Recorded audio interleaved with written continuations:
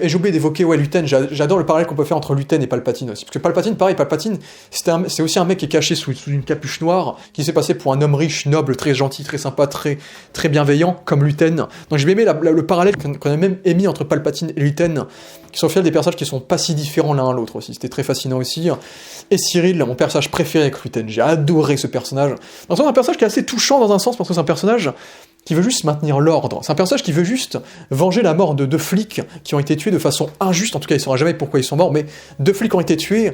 Tout le monde s'en fout. Avant Lana One, tout le monde est en train d'écrire des couvertures pour dire qu'ils se sont fait tuer dans une simple embuscade. On montre encore la corruption de la police dans cette série. Et c'est un Cyril qui est là et qui dit « Mais non, ils ont été tués et il faut absolument qu'on retrouve le mec qui les a tués en fait. » Et donc il découvre que c'est Cassian Andor.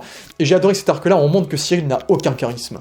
Cyril, il est jeune. C'est la première fois qu'il prend des initiatives par lui-même. C'est la première fois qu'il essaie d'avoir de l'imposance. C'est la première fois qu'il essaie de diriger une escadron pour faire ce qu'il considère être bien.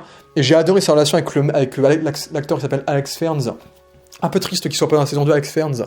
Moi, sa relation avec ce mec-là, qui à la fois est 100 fois plus charismatique que lui, c'est beaucoup plus dire les choses que lui, et à la fois, même s'il est beaucoup plus imposant que lui, il est quand même extrêmement respectueux envers Cyril, et même jusqu'à la fin de la série, il va jusqu'à suivre Cyril à la fin de la série. J'ai bien aimé leur petit duo entre les deux, c'est assez cool, et donc j'ai adoré toute la partie à Férix, où du coup t'as Cyril qui est en train de se chier dessus, puis il y a Cassian qui lui pointe un flingue sur la tempe, donc le gars qui recherche depuis toute la saison 1, et donc là, en fait, il se fait complètement avoir, il se fait bâillonner, il voit toute son opération se faire démanteler, exploser devant lui, on le voit complètement impacté émotionnellement, et c'est un peu la chose qui vivra à la fin de sa vie aussi. C'est Cyril, c'est un personnage qui est très intérieur en fait. C'est un personnage qui pourrait, en vrai, s'il avait été éduqué dans une planète lambda, il aurait pu être un rebelle par exemple. C'est un personnage qui a vu Cassian Andor se barrer de sa route, il a vu des gens mourir, des soldats mourir pour ça, il a vu des policiers sont morts à cause de ça, il a essayé de faire la bonne chose. Maintenant, il se retrouve rétrogradé à juste bosser dans les bureaux des normes à Coruscant. Et j'adore le design des bureaux des normes qui fait très kubrickien, comme on l'a dit, où même les robots du sol ne respectent pas Cyril et il est obligé de les esquiver pour montrer à quel point Cyril c'est un moins que rien dans cette séquence-là. Et Cyril, mais par contre, le personnage de Cyril, c'est un personnage qui est tellement borné que du coup, il va quand même essayer de contacter l'Empire, de contacter Dedra. Et donc, j'ai adoré tout cet arc-là où on voit qu'il a une relation très très particulière avec Dedra, dans le sens où on sait pas si c'est un flirt amoureux, on sait pas ce que c'est en fait. Et ça, on va plus le développer quand ils seront en couple. Mais j'ai adoré toute la partie qui faisait presque sitcom avec sa mère qui est très déçue de lui, qui l'adore, hein, mais qui attend plus de lui, qui l'a toujours trop martyrisé. Lui, elle qui est super vivante, super humaine. Et l'actrice est excellente. Hein. Elle a un physique, elle a une voix, elle est super mémorable pour le coup, le personnage de Idi. Et Cyril, lui, c'est tout l'opposé, c'est un mec très très rigide, très très froid. Il y a vraiment un côté mini-nazi, Cyril, en fait, physiquement. Et j'adore cette séquence où c'est vraiment le personnage, il a plus de boulot, il retourne dans les bas-fonds de Coruscant chez sa mère, il voit une lueur d'espoir lui tomber à la gueule qui symbolise vraiment le fait qu'il est tout perdu à cause de Andor. Il re-regarde la photo de Andor, le Logan de Andor très très souvent. Donc c'est un personnage qui a une dent contre Andor. Et là, il essaie de contacter l'Empire le plus possible. Et à la fin, quand il apprend que Andor sera sur Férix, il sera à Férix, il va essayer de choper Andor, il va pas y arriver, mais il va choper Dedra. Et donc, grâce à ça, il va réussir à devenir un grand membre de l'Empire. Et j'aurais aimé en avoir un peu plus de la relation entre Cyril et Dedra, mais je trouve que la relation, elle est si parfaite. Les deux acteurs je trouve que Cal Soler est tellement excellent dans ce côté nonchalant qu'il a dans son jeu, dans ce côté très très militaire dans un sens, mais à la fois il a un côté bébé, il a un côté enfant en fait. C'est le mec qui vit encore chez sa mère, et c'est un personnage qui n'a toujours pas de stabilité dans sa vie, de stabilité professionnelle en fait. C'est un personnage qui se cherche constamment, et je trouve que l'acteur est tellement bon. Et alors la relation avec Dedra, elle est magnifique. Vraiment cette relation où en fait, il n'y a pas d'honnêteté, il n'y a pas d'humanité, en fait. C'est à chaque fois que les deux se donnent un bisou, c'est juste pour convaincre l'un ou l'autre, en fait. C'est juste stratégique, en fait. Et il y a juste un plaisir matériel, tu vois, la séquence où il y a Dedra qui lui demande d'éteindre les lumières, on suppose qu'ils ont couché ensemble. Il y a un désir purement matériel, en fait, parce que Dedra a passé une dure journée, et c'est juste ça, en fait. Et j'adore cette relation amoureuse on ne sait même pas si elle est amoureuse. Cyril a un béguin pour Dedra, parce que Dedra incarne l'idéal de Cyril. C'est que Cyril, lui, veut devenir membre de l'Empire. Il veut rejoindre l'Empire, il veut devenir un grand nom de l'Empire, et il veut maintenir la loi et l'ordre pour aider la galaxie. Ça, c'est ce qu'il veut. Et il voit en Dedra le rêve qu'il souhaite avoir, en fait. Dedra voit en Cyril l'homme qui l'a sauvé en fait, donc elle est redevable envers lui, elle lui a sauvé la vie, et donc je pense que, et donc en vrai, qui voit juste des symboles entre les deux, ils se voient pas humainement. En plus, ces personnages sont tellement parfaits parce que les deux, c'est des personnages qui sont les mêmes à la fois au travail et à la fois à la maison, parce que du coup, c'est intéressant de voir la vie un peu privée de Dedra et de Cyril, où Dedra est toujours soit fringué de blanc ou de rouge ou de noir, soit fringué de blanc ou de noir, et dès qu'elle lâche un sourire pour faire genre le sourire fait super faux, et on les voit super magnanimes, super maniaques, tout installé. Là, on voit et ensuite à la mère qui va défoncer toute la perfection du plat qu'ils avaient préparé. Donc je trouve que ça casse tout et ça marche très très bien, et j'ai bien aimé. Et il y a ce plan, cette improvisation absolument excellente de Kai Soler qui se couche sur son lit et qui est dégoûté de sa mère. Moi j'adore le fait que Cyril il a pas peur de Palpatine, tu vois. Cyril lui il a peur de sa mère. C'est la seule chose qui le fait stresser. Donc ça, j'ai la relation avec sa mère encore une fois impériale, et le fait que Cyril c'est un personnage qui est constamment possédé par les gens en fait. C'est qu'il est possédé par sa mère, là il est possédé par Dedra qui va l'utiliser pour l'arc de Gorman du coup. Donc avec l'arc de Gorman du coup Cyril, et là aussi c'est encore un choix intéressant parce qu'on se dit qu'en vrai dans un autre monde, Cyril aurait pu être un rebelle. Cyril aurait pu être un Gorman en fait. Parce qu'on voit que les habitudes vestimentaires de Gorman ressemblent beaucoup aux habitudes vestimentaires de Cyril, le style de vie ressemble beaucoup au style de vie de Cyril, on voit que c'est un mec qui se plaît à Gorman. C'est un mec qui se plaît, en plus maintenant, grâce à l'Empire qui l'a gradé, maintenant il est devenu le chef des bureaux des normes, et donc là il se la pète un peu envers les gens, il instaure un peu une imposance, et il est quand même obligé de parler à sa mère, et on sent qu'il est heureux quand même, on sent qu'il a quand même été plus éduqué par l'Empire, parce que maintenant on arrive à observer qu'il se bat quand même très très bien contre Cassian dans leur duel, et on voit qu'il laisse des petits pièges partout pour vérifier si le Gorman Front, la rébellion de Gorman, va le contacter, et la rébellion va le contacter, et donc j'ai bien aimé le fait qu'on te mette le doute sur le fait qu'il ait peut-être rejoint la rébellion ou pas, parce que Cyril il a toujours eu ce doute là, parce que Cyril oui il bosse pour l'Empire certes, mais ce qu'il veut c'est le bien commun, et le bien commun pour l'instant il est persuadé que c'est l'Empire qui va causer le bien commun. Donc moi j'ai beaucoup aimé toute la partie avec les jeunes rebelles en fait, avec du coup le personnage de Rylance, qui est vraiment un personnage très, très touchant, Rylance. Parce que c'est un personnage qui est interprété par un acteur allemand qui a joué le nazi dans OSS 117 et le nazi dans Inglourious Basterds, et là il joue un résistant. Et ça passe super bien parce que c'est vraiment le riche c'est vraiment le personnage qui est là pour te dire que Gorman est tellement dans la haine que même les riches s'en mêlent, et lui organise sa rébellion avec ses collègues. Et donc c'est un personnage qui semble assez touchant parce que c'est une personne âgée certes, mais c'est un jeune rebelle qui fait des erreurs mais qui est quand même gentil, qui essaye d'être pacifiste. Il essaie d'être très gentil avec Cyril, il essaie d'être gentil avec tout le monde, et à la fin, quand tu vois être complètement déconstruit, abîmé par Cyril, par la trahison de Cyril, et voir sa vie se faire déconstruire, se faire détruite, c'est super triste. Donc le fait qu'il tue Cyril, ça crée un petit mérite quand même, une petite consolation pour lui je pense, mais on devine bien sûr qu'il devrait mourir aux côtés de toutes les toiles de Gorman, donc ça aussi c'était très très triste comme séquence. Et ouais, j'ai bien aimé sa relation avec Cyril, et j'ai bien aimé l'univers de Gorman en fait, l'univers qui est très métaphorique de l'Empire en fait. L'Empire les compare aux araignées qu'ils utilisent pour fabriquer du tissu de nobles à Gorman, et donc on compare les Gormans à des araignées qu'on écrase par rapport au massacre qu'ils vont commettre. Et j'ai bien aimé le fait qu'en fait tout l'arc de Gorman en fait ce soit la Révolution française. Soit la Révolution française avec des acteurs français, et en fait ils ont pris des acteurs français, genre il y a Thierry Godard que j'ai vu dans plein de films, dans des séries télé, un acteur français que j'ai vu dans des téléfilms de France 2, j'ai fait mais qu'est-ce qu'il fout dans Andorre lui ? Ils ont basé la ville de Gorman sur les villes françaises, italiennes et allemandes, mais surtout françaises, parce qu'ils sont beaucoup inspirés de la Révolution française et du coup de tout l'espionnage causé par De Gaulle durant la Seconde Guerre mondiale. Tout ça, c'est vraiment l'espionnage avec Cassian qui parle avec les espions, le fait qu'il fasse exploser des cargos. C'était totalement le film d'époque français. Et donc ça, c'était une idée très très cool, puisqu'on a appris que Tony Gilroy est un grand fan de la série Un village français. J'ai vu la fin d'Un village français, j'avais vu avec mes parents quelques saisons, et c'était effectivement une excellente série que je vous recommande, et je trouve ça très cool de savoir ça. Voilà. Et Thierry Godard était dans cette série-là, du coup. Mais j'ai adoré l'idée qu'il a inventé un dialecte uniquement créé pour les personnes françaises. T'as l'impression que ce sont la façon dont les Anglais comprennent le français, en fait. On dirait que c'est du français mal parlé. Et en vrai, quand toi, t'es français, le sentiment il est tellement bizarre quand tu entends les Gormands parler, en fait. Et je trouve que l'idée du langage est super cool, et ça marche super bien, le langage gormand. On arrive à s'attacher à tout le monde. J'adore le fait qu'entre l'arc 2 et l'arc 3, on arrive à te faire développer des personnages. T'as bien sûr le petit couple avec la fille de Rylance, t'as le personnage de Nézine, de Thierry Godard, qui, oui, c'est lui qui cause la mort de Cinta sans faire exprès, et puis un an plus tard, on voit qu'il fait partie de la rébellion de Gorman maintenant. Pareil, le mec de l'hôtel que Cassian Valenska il rencontre, bah lui, un an après, on voit qu'il fait partie de la rébellion aussi. Donc j'ai bien aimé cette idée-là, et encore une fois, respect à Star Wars, parce qu'ils ont rendu canon le massacre de Gorman de Tarkin. Parce que, en gros, dans l'univers Star Wars, le massacre de Gorman s'est fait 2 ans après la création de l'Empire. Le truc, c'est quand Disney a racheté Star Wars, Dans leur canon, le massacre de Gorman s'est fait 2 ans avant Un Nouvel Espoir. Donc 17 ans après l'Empire, je crois à peu près. Du coup, c'est pas cohérent avec le Legends. Et Tony Gilroy a dit, bah écoutez, pour moi le Legends il a existé, c'est qu'avant le massacre qu'on vous montre là, il y a eu un autre massacre avant, où Tarkin avait posé son destroyer sur des manifestants gormands, il existe. Je suis quand même un peu déçu qu'on l'ait pas eu en live action, dans le sens où visuellement ça aurait pu être super intéressant de voir cette séquence-là de Tarkin. Mais en dehors de ça, du coup, j'ai bien aimé le fait qu'il ait canonisé les 2 massacres de Gorman, du coup, je trouve que c'est assez cool.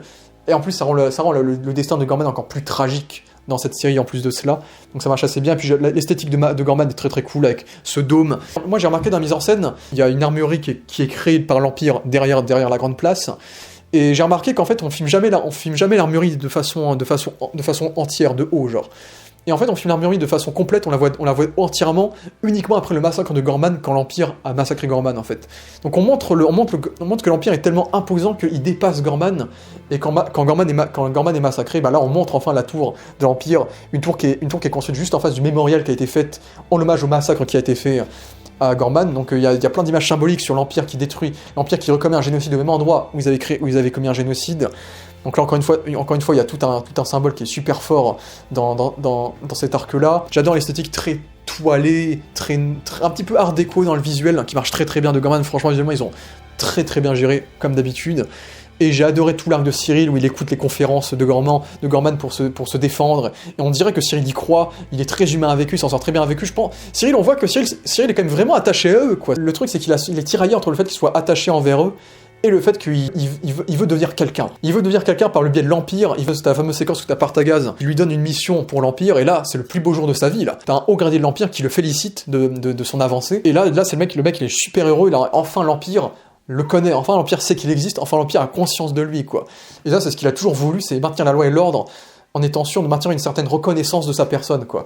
Et ça va faire un très très beau contraste sur le dernier arc de la saison, où il va découvrir du coup que Gorman est en train de se faire massacrer, en fait. C'est que là il découvre que Gorman se fait massacrer, et il découvre même que les rebelles gormands sont plus au courant de ce que l'Empire fait que lui, en fait, parce qu'eux, ils ont repéré les systèmes de forage que lui ne savait pas, et c'est là que il se rend compte que il a fait une connerie, en fait. Lui, toute sa vie, il a voulu maintenir l'ordre, la paix, la loi, la galaxie en paix, et là, il se rend compte qu'en fait, il a causé, depuis toutes ces années, il a causé la destruction avec l'Empire, alors qu'il a toujours cru en l'honnêteté de l'Empire. Donc là, c'est un personnage qui... Là, il va quand même essayer de sauver les rebelles de Gorman, mais il se fait gifler parce qu'ils veulent pas sacrifier d'autres gens pour eux, et donc à la fin, il choisit d'aller voir Dedra, de la provoquer. Et j'ai adoré cette séquence où il est en train de se déconstruire. J'aime bien, il y a l'acteur de House of Dragon, qui était aussi dans Real Pain, qui était dans cette série-là, qui est aussi un très bon acteur qui a une gueule aussi, donc c'était cool de le voir. Que des acteurs qui ont des gueules, encore une fois. Hein. Mais l'acteur qui commandite l'exécution à Gorman avec sa cicatrice, lui, il a une gueule aussi, il lâche un petit sourire tellement subtil, il est tellement cruel ce personnage-là, mais l'acteur est tellement bon dans ce rôle-là. On montre aussi que Dedra est en dessous de l'échelle aussi impériale avec ce mec-là aussi. Et Cyril va donc provoquer Dedra, et j'adore cette séquence où Cyril, durant toute la série, il a été utilisé par les gens, il a été utilisé par tout le monde, il a toujours été en dessous de tout le monde. Et là, pour la première fois, c'est pas Dedra qui va lui parler de manière hautaine, c'est lui qui va commencer à engueuler à Dedra, il va commencer à l'étrangler, il va commencer à la prendre de haut, à la forcer de lui dire la vérité, et quand il lui dit la vérité, le mec, il est abasourdi. Et donc j'ai trouvé cette séquence, c'est l'une de mes séquences préférées de la série aussi, l'acting est incroyable entre les deux, l'alchimie entre les deux est incroyable.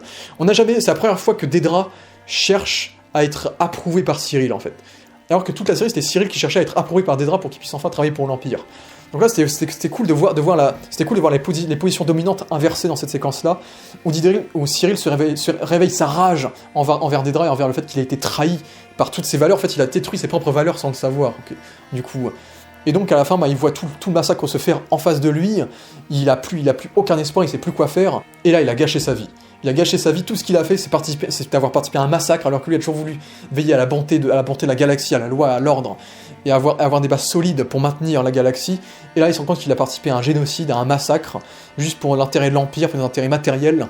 Et là, et en plus, il a appris à s'attacher à ces gens-là, et on se rend compte vraiment que le personnage est extrêmement paralysé, physiquement, psychologiquement, il est traumatisé, il sait pas quoi faire. Et là, qui est-ce qu'il voit ? Cassian Andor, le mec qui est recherché depuis le début de sa série, le personnage qui a gâché sa vie, le personnage qui a mené à ce qu'il est devenu aujourd'hui, le personnage qu'il a cherché depuis des décès, depuis 5 ans, quoi, depuis 3 ans. Et donc là, il l'a en face de lui, comme par hasard, il est là, le rebelle Cassian Andor est là.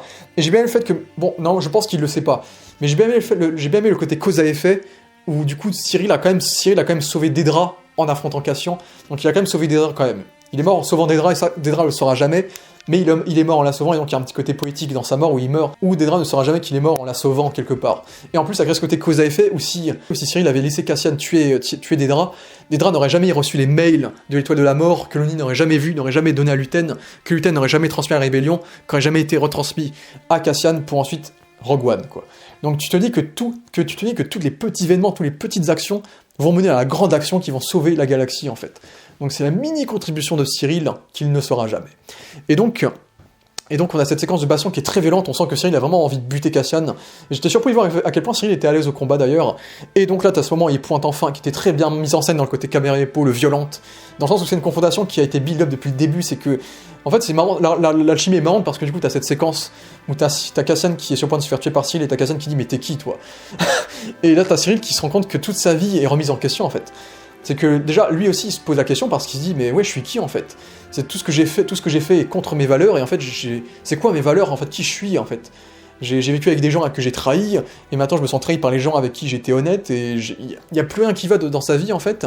Et là, son pire ennemi, sa némésis, le mec qu'il a cherché depuis des années, lui, il a vécu tellement de choses entre-temps, tellement de vécu, que lui, il se rappelle même pas de Cyril, il s'en fout de lui, il fait même pas partie de son histoire, quoi.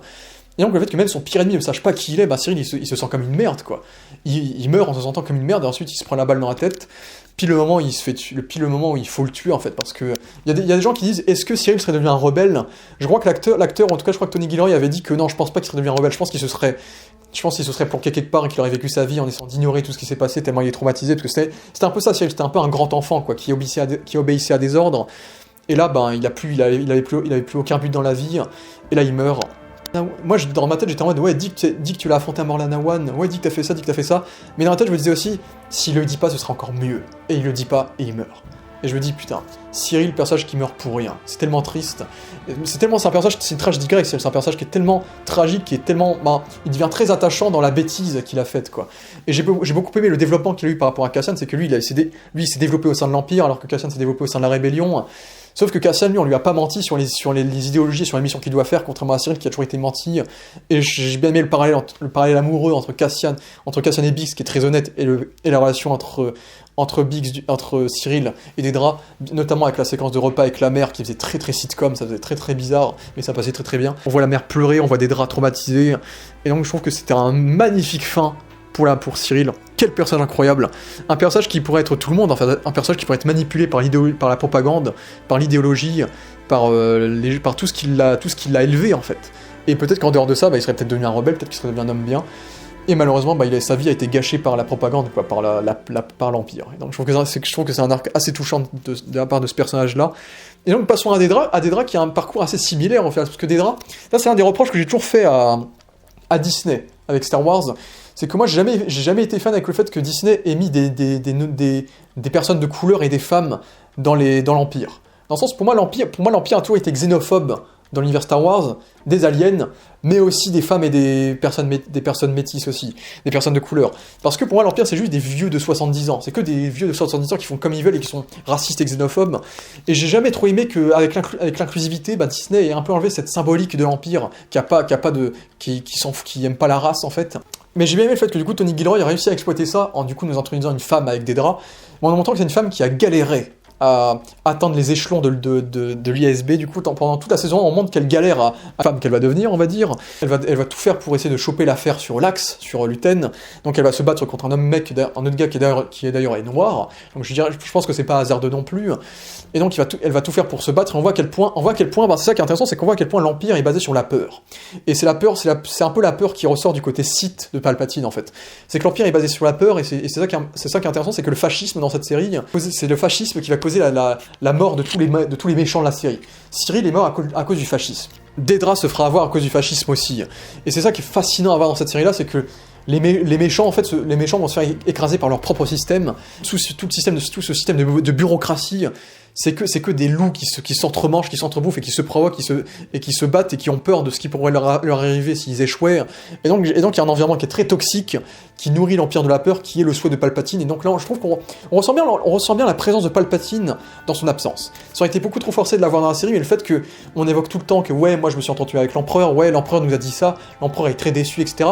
Ça crée vraiment une magnitude et une puissance à Palpatine alors qu'il n'est pas dans la série. On le mentionne constamment, mais il n'est pas dans la série, ça j'adore cette idée-là, de la manière dont ils ont iconisé Palpatine, ça marchait super bien également, gros off.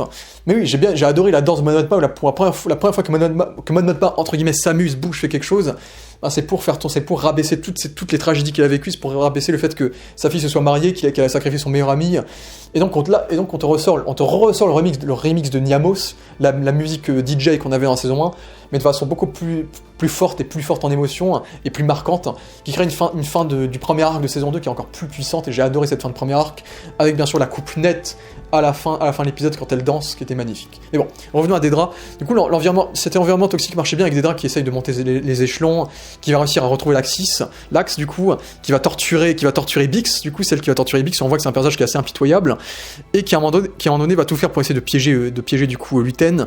Et là, il y a toute la séquence du coup où elle va se faire attaquer par les mecs de Ferrix. Et là, on voit qu'elle est traumatisée par l'attaque qu'elle a subie à Ferrix, donc c'est pour ça qu'elle est extrêmement redevable à Cyril de l'avoir sauvée.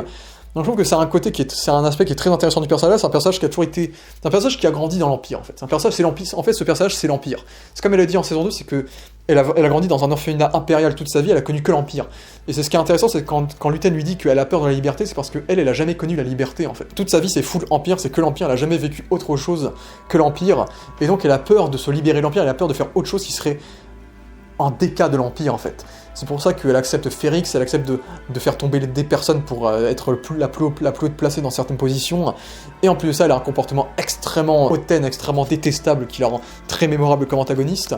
Et en saison 2, je pense, c'est la séquence qui va remettre encore plus en doute son allégeance à l'Empire, où tu as la fameuse séquence avec Krennic, donc la conférence où Krennic leur dit très clairement qu'il veut commettre un génocide à Gorman pour choper des minéraux pour créer l'étoile noire, qui est inspiré de la véritable conférence de Vanzi durant la Seconde Guerre mondiale, qui est la conférence où on a planifié l'Holocauste en fait. Et après ça, bon, les nazis mangeaient de la bouffe tranquillement, tu vois, des fois comme si rien ne s'était passé. Donc là j'ai trouvé la froideur de cette scène avec le décor en montagne, en hauteur, parce que bien sûr on a des décors en hauteur pour l'Empire et des décors plus en profondeur, on va dire, pour la rébellion. Dans la neige, dans le froid, avec une table bleue qui ressemble presque à un océan. Krennic debout, les autres assis, donc on montre bien la hiérarchie. Et je mets cette séquence qui faisait très Seconde Guerre mondiale avec le fait qu'il y a un vidéoprojecteur qui parle de Gorman. Ça, j'ai trouvé ça drôle que ce soit un vidéoprojecteur et pas un hologramme. Je trouvais que c'était une idée intéressante. Et là, on a Dedra qui hésite. Dedra qui veut pas faire partie de cette mission-là, Dedra qui veut pas commettre un génocide en fait. Dedra, elle est pas aussi inhumaine que ça.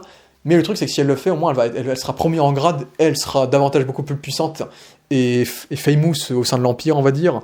Donc j'ai adoré de voir tout ce dilemme de Dedra avec le personnage du coup de Lio Partagaz, qui est un personnage incroyable. Anton Lesser, qui est connu pour Game of Thrones, pour la dernière série des créateurs de Dark. Il a un charisme de dingue. J'adore ce personnage-là, il est tellement charismatique. En fait, il a un côté papy sage. Il a un côté si sage, mais à la fois on sent qu'il est si intelligent, si cultivé, il est si malin. J'adore sa vibe. À chaque fois que tu le vois à l'écran, tu peux pas ne pas le regarder, quoi. C'est vraiment un personnage magistral et j'adore la relation un peu de mentor qu'il a avec Dedra. Au début, c'est lui qui fait un peu peur en fait. C'est lui qui fait peur et c'est lui qu'il faut pas décevoir au sein du BSI. Et ensuite, plus la série monte en grade, plus on aura des caméos comme Yula Ren qui était dans le premier Star Wars, et puis ensuite comme Krennic, où là on rabaisse un peu plus quand même le Partagaz jusqu'à sa destinée, on va dire. Donc j'ai aimé leur relation avec ces Partagaz qui lui a habitué à ces choses-là et qui va forcer Dedra à accepter cette tâche-là, où les deux sont au courant pour l'étoile de la mort du coup. Et donc tu as tout l'arc. Elle se force à faire ce que l'Empire lui a ordonné, quoi. Elle a gagné en grade, maintenant elle est à Gorman, et elle doit commettre un génocide. L'Empire envoie des gens très haut placés pour commettre ce génocide à sa place, donc en plus elle est rabaissée par ces personnes-là. J'ai bien l'idée en plus où l'Empire a choisi de recruter des jeunes pour superviser le massacre de Gorman, parce que les jeunes sont instables et donc les jeunes vont inévitablement causer une catastrophe. Donc il y a le côté très jeunesse hitlérienne bien sûr, mais il y a aussi le côté l'Empire sacrifie carrément ses propres hommes, sa propre jeunesse, pour causer ce massacre-là. Donc on sent l'inhumanité de l'Empire qui est horriblement forte. Donc ça c'est quelque chose qui fonctionne très très bien dans la fameuse séquence du massacre de Gorman qui est très cruelle avec les robots, les personnages. Tous ces personnages qui se font massacrer de façon gratuite avec un sniper qui tue un impérial pour causer le massacre et des mecs qui sont en train de crier parce que en fait ils ont vécu leur vie tranquille et un jour l'Empire est en train de flinguer leur planète et ils savent pas pourquoi et ils se font tuer quoi. Donc c'est cruel.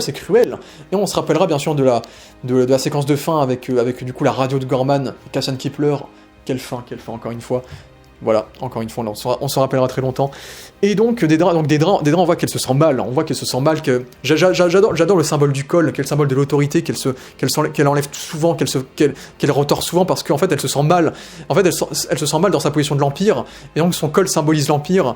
Et on voit qu'elle est complètement touchée, impactée par le fait qu'elle ait commis un génocide, qu'elle ait appris la mort de Cyril, et qu'elle ait trahi Cyril, en fait. C'est que Cyril l'a abandonné, Cyril est mort à cause d'elle. Je trouve que sa conclusion humaine en tout cas, était très intéressante, c'est que sa seule famille c'est l'Empire, et donc elle a mis l'Empire en avant en laissant Cyril mourir et donc en causant ce génocide, donc pour des aspects inhumaines quoi.